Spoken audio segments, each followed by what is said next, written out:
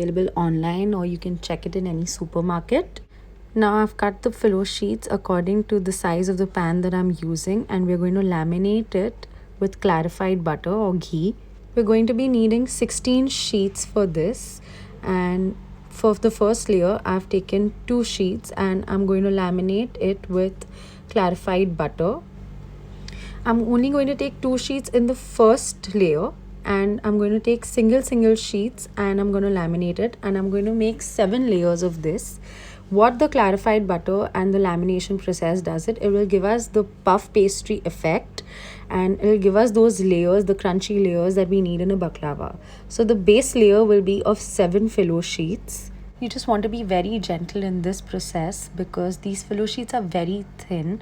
As you can see, they're very sheet like, and you want to apply the clarified butter evenly so that you get even layers of the puff pastry.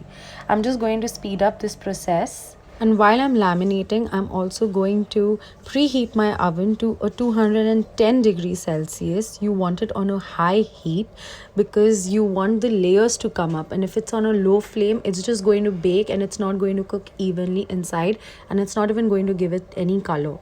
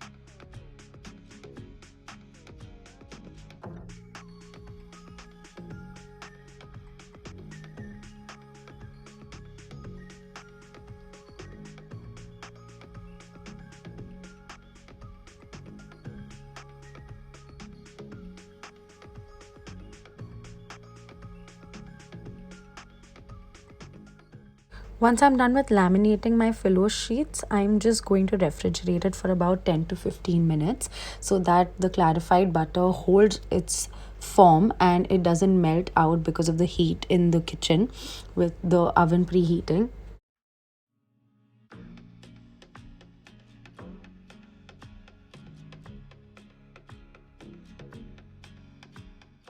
Over here, I've taken 250 grams of pistachios and 250 grams of almonds. You can even use a measuring cup. You can take a cup each. And now I'm just going to measure it out and I'm going to put it in a blender. And I'm just going to coarsely blend it. You don't want it to be too powdery. You just want to blend it into smaller pieces. This is how coarse you want it. They're not too big, but they're not too powdery. If you don't have a fruit processor or a blender, you can simply do it on a paper with a balan or a rolling pin, or you can just simply use a nut crusher. I'm going to do the same thing with the almonds now, and this is how I want them to look when they're together. I'm going to take around half a cup of caster sugar, 100 grams of caster sugar. So if your nuts are 500 grams, you're going to take 100 grams of caster sugar. Now I'm going to take some rose water, and honestly I've not taken any measurement for this. I'm just going to eyeball it until it becomes a paste.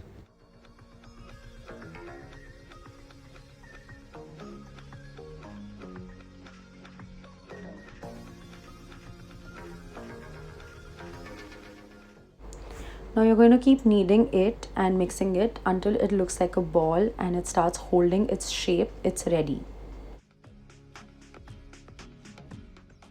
I've already lined a rectangular pan and I've kept my first 7 sheets in the base, and I'm just going to fill it up with the filling very thin and even. You're just going to spread it evenly, and I'm just going to start dabbing it and pressing it down with my fingers. I'm just going to speed up this process because it's going to take me a lot of time.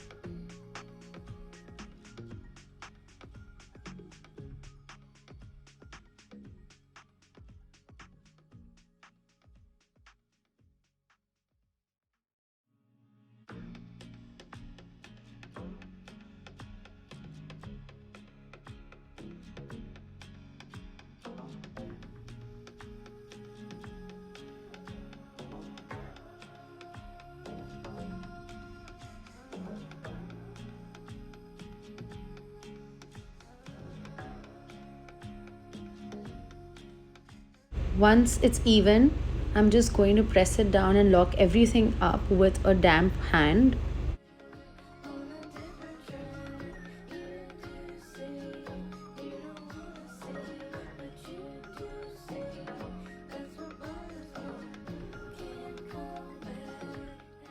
Now I'm going to cover it up with the other 7 sheets that I've laminated.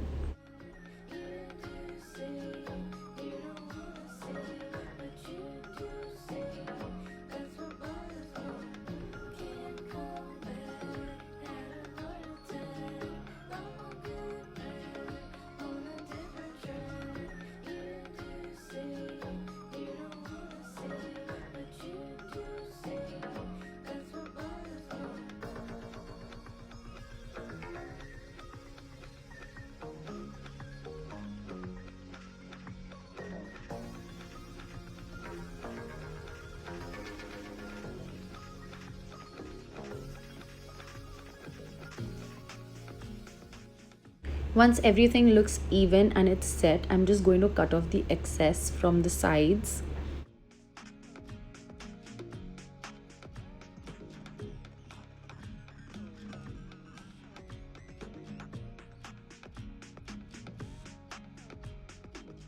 I'm just going to shape it into a classic baklava diamond shape.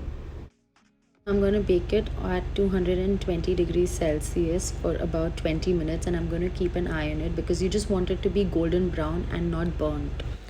Now I'm going to start making the syrup for the baklava. So for that I'm going to take 2 cups of caster sugar and 1 cup of water.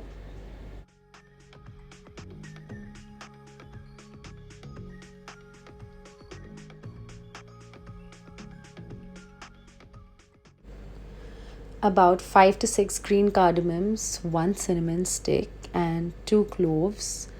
And I'm just going to take around 50 grams to 60 grams of honey.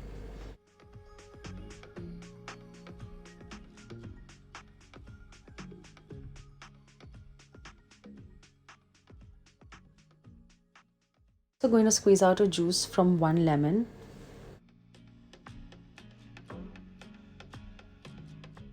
I'm just going to let everything boil into a sugar syrup. And once the syrup starts taking all the flavor of the cardamom and the cinnamon, I'm just going to remove all of them out because you don't want the cinnamon and the cardamom to overpower the flavor of the syrup.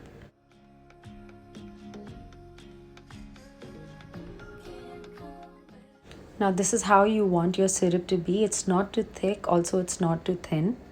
Once your baklava is out of the oven, you're going to immediately soak it with this hot syrup, and you can see how beautifully it's sizzling, and it's going to give it this beautiful shine, and the entire filo sheet is going to soak up the syrup. Also, you don't want to put too much because you don't want it to be soggy, you want it to be crunchy at the same time.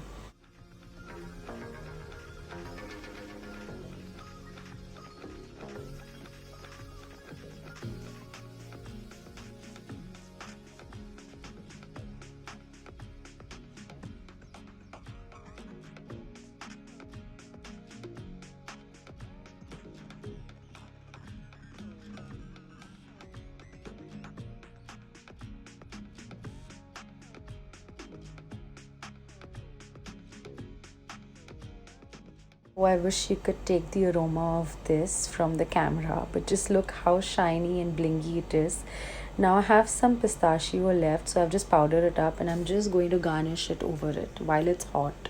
For my final plating, I'm just going to garnish it, and I'm just going to drizzle a little bit of dried rose petals and also a little bit of pistachio powder, and you can enjoy this hot as it is or with vanilla ice cream. Please do try this recipe and let me know how you liked it in the comment section below.